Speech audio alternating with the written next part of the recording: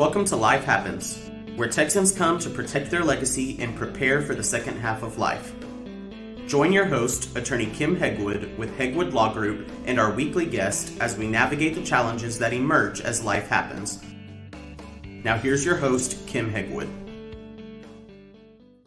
Good morning and welcome to Life Happens with me, Kim Hegwood, and my very special guest today is Mary Moreland, the author of The Gap Between.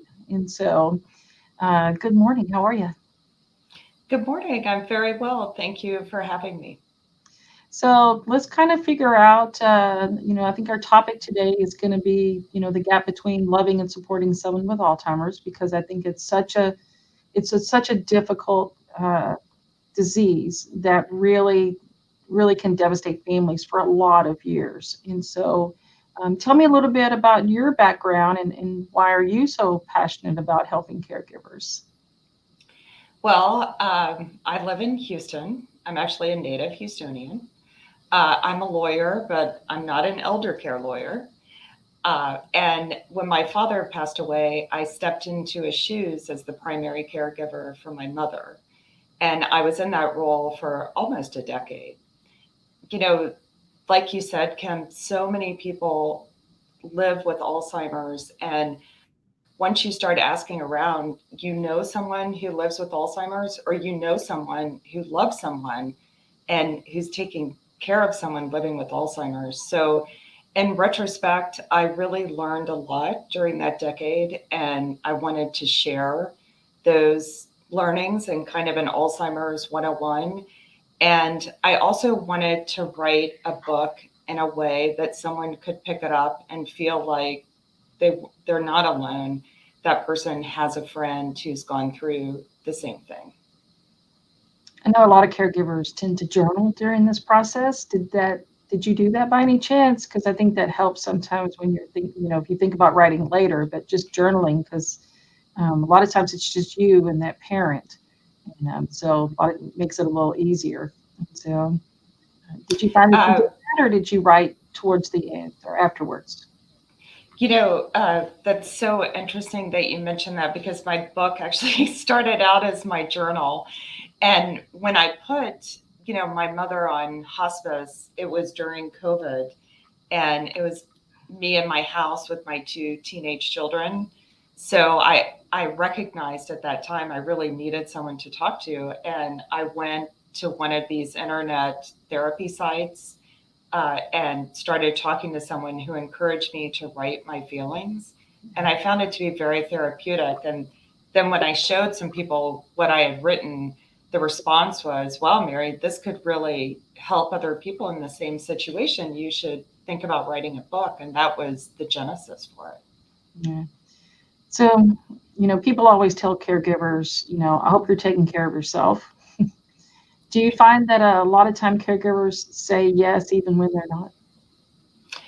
Well, speaking for myself, people said that to me all the time, or a variation of it. And I always said yes, because who wants to say, no, I'm not taking care of myself?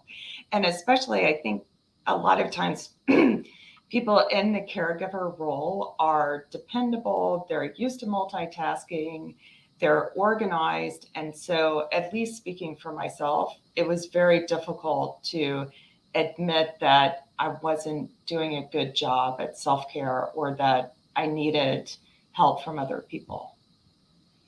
I found that in my situation, I wasn't even a thought.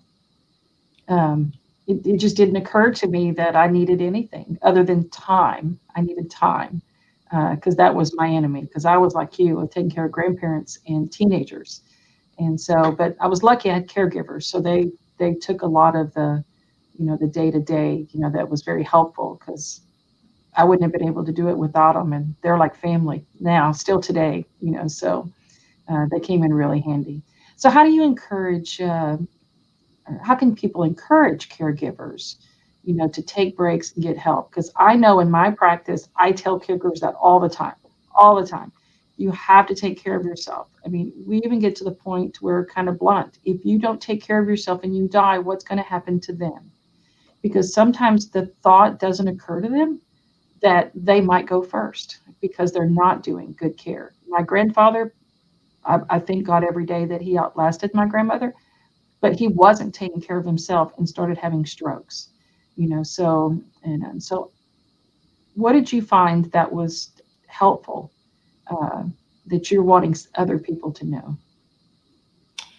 So, you're so right. You just have to take care of yourself. It's so important. And it was something I didn't do a very good job of. And now when I hear of a friend who is in a similar situation, I'll invite that friend over to sit on my back porch and just kind of talk to them.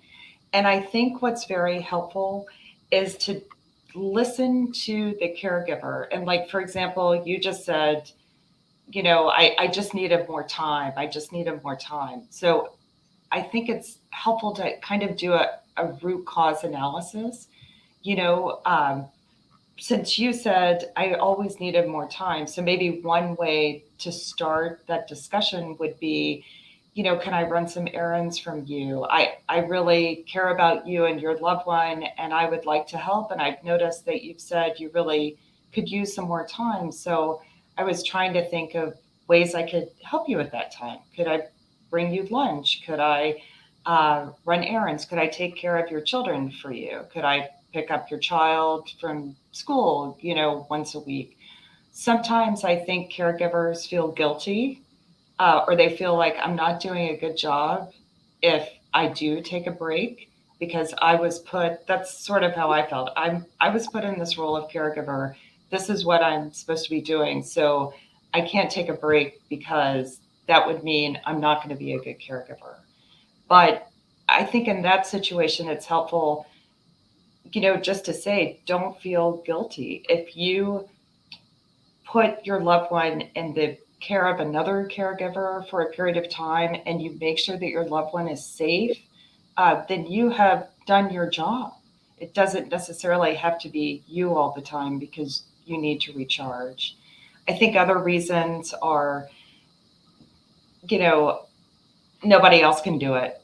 Nobody else knows what mom likes. It's going to take such a long time to explain to other people how to feed or how to cook a meal or what type of recreational activities my loved one likes. So maybe in that instance, you know, finding ways that you could help with other things, or maybe just coming over for a visit and starting slowly so that the loved one can see, oh, Mary came over today and we had such a nice visit and lunch. And I could see how maybe Mary could come over again and have lunch with mom, and I'll go pay my bills or, do something else.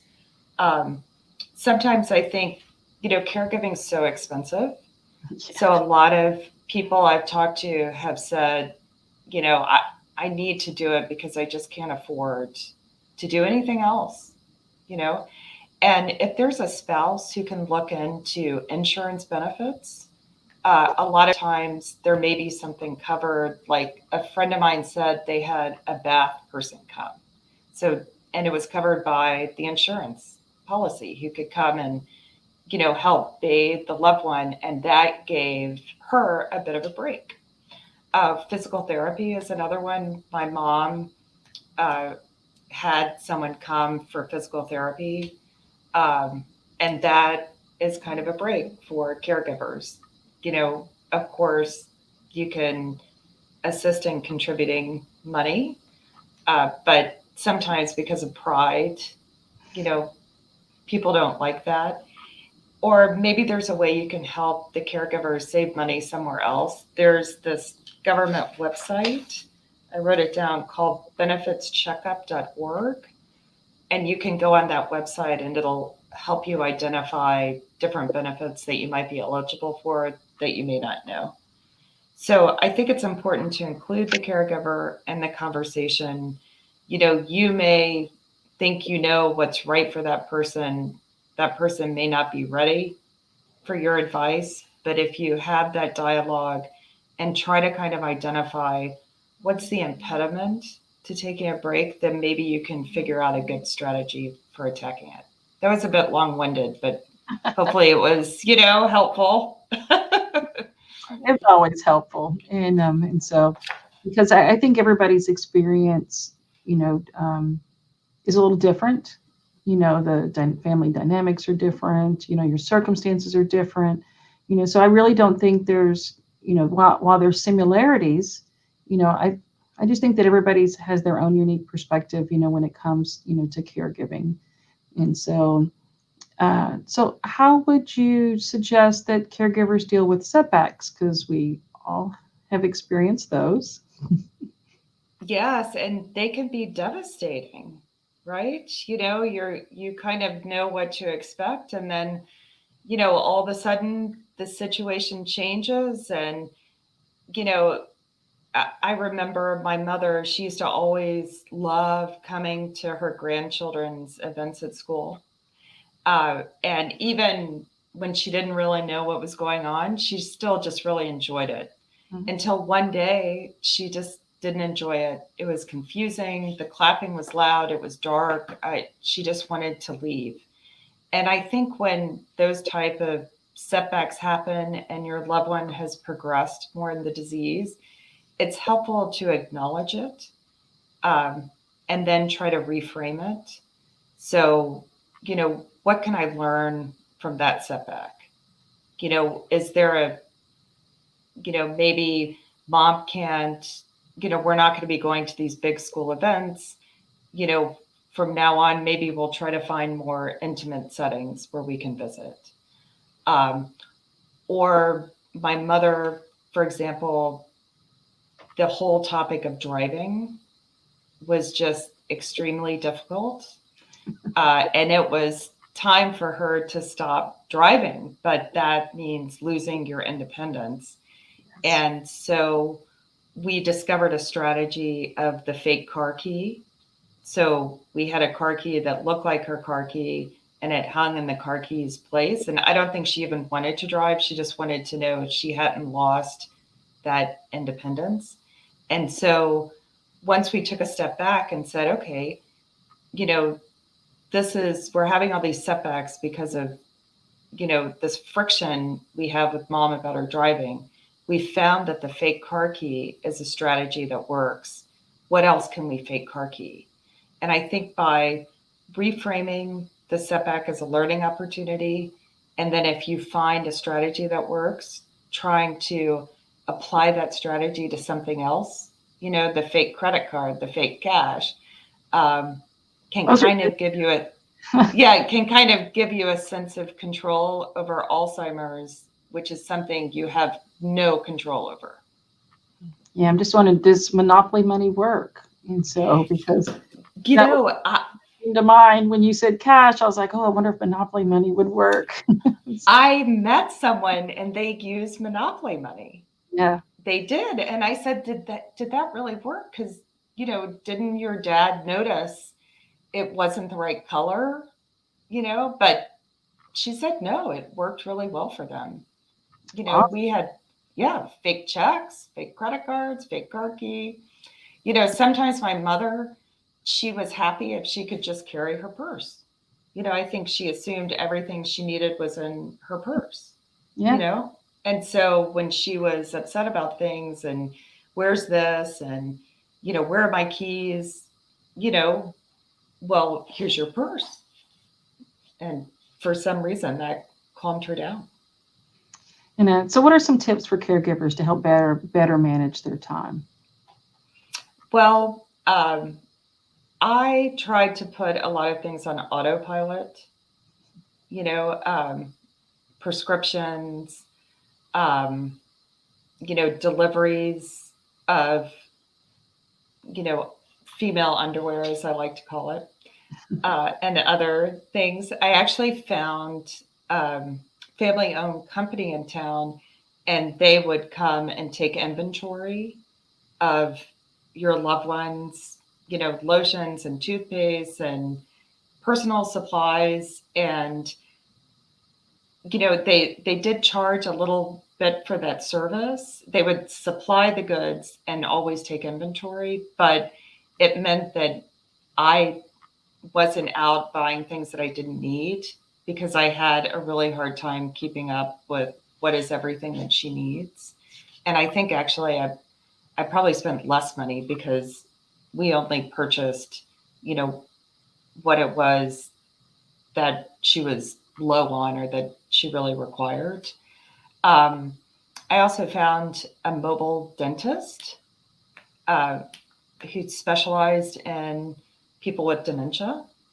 And that was a great time saver because taking people, to the doctor is a 4 or 5 hour affair by the time, you get your loved one in the car and you drive there and, it takes a long time. So I would say explore ways to see if you can put things on autopilot. I've talked to some people who use an internet calendar.